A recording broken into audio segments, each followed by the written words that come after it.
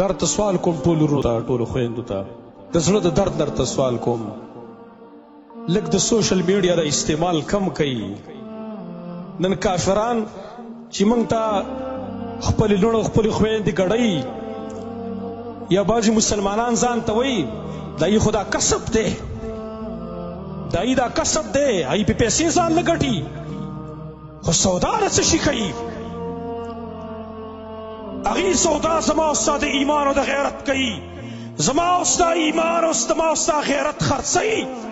او ځان له بې پیسې ګټي خپله لور یې بربنډه کړي په سوشل میډیا باندې په نور دغه باندې طریقو باندې ای زموږ خیرخوا نه دي ګورې قسم په الله ګورې دا زموږ دشمنان دي دا زموږ خیرخوا چرته هم نه دي او لږ عقل نه کار اخیستل پکار دی زما وروڼو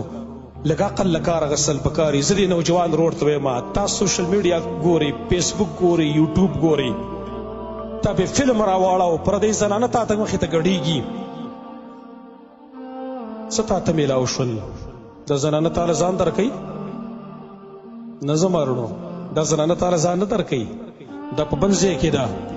هغې ته رسۍ ډېره ګرانه ده ستا لیکن دا زنانه په دغه بربنډ ګړېدلو باندې په دغه غلط حرکاتو باندې ستا ایمان سودا وکړي ستا غیرت واخلي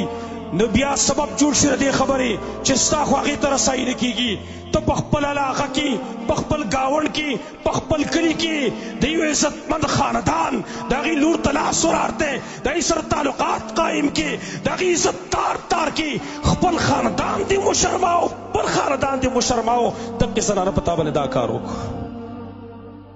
نور څه نه کوي په تا باندې تا باندې خپله خور بې عزته کوي خپل اسلامي خور په تا باندې بې عزته کوي خپل اسلامي رور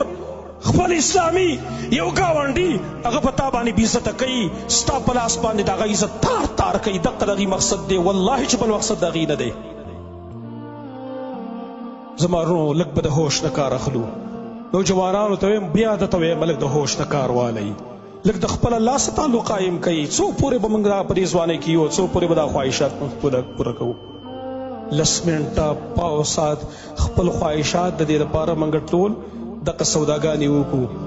الله خو نه ير دی والله عالم زموږ د نوجوانانو په ذهن کې به صحیح تپوس تاسو نه دا کوم دا الله ستاسو الله نه دی دغه رب ستاسو رب نه دی کدا د الله د ربوبیت ته انکار کوئ خو بېله خبره ده او که د الله د ربوبیت ته انکار نه کوئ د الله د مالکیت ته انکار نه کوئ نو ستاسو هم دقه الله ویلي چې ولا تقربوا الزنا زنا ته مه نږدې کېږئ زنا ته مه نږدې کېږئ زنا ته مه نږدې کېږئ لیکن افسوس صدا افسوس دی چې زما الله بار بار قرآن کې وایي شپه ورځ د آیتونه تلاوت کېږي ولا تقربوا الزنا ای مسلمانانو زنا ته مه نږدې کېږئ لیکن نن زما نوجوان نسل دې ته تیار نه دی چې هغه د خپل الله دا حکم ومني چې ولا تقربوا الزنا زنا ته مه نږدې کېږئ انه کان فاحشة وساء سبیلا دا خو بېحیي ده او غلطه لار ده الله ورته غلطه ویلې ده لہذا درخواست مې دغه دی بیا مخیري ټول ځوانان ټول نوجوانان نن عزم دا وکوي پردۍ خور ته پردۍ لور ته به ټلیفون نه کوم پردۍ خور او پردۍ لور ته به زه غلط میسج نه کوم سرې به د میسج ورته به نه کوم زم خپله خور لرم زم خپله لور لرم زمام خور شته زمام لور شته د بل چا لور د هغې ته غلط میسج کول هغې سره رابطه ساتل هغې سره تعلقات ساتل دا داسې وګڼه لکه زما د خور سره چې چا رابطه ساتلي وې زما د لور سره چا رابطه ساتلي وې خپله ته ما احساس وکړه چې په خپل خور باندې په خپل لور باندې ته څومره خفه کېږي څومره تاله غیرت ترځي په دې باندې څومره په دې باندې ته غوسه کېږي نو ولې دا بل مسلمان دا مسلمان نه دی دغه د خور مسلمانه نه ده دغه د لور مسلمانه نه ده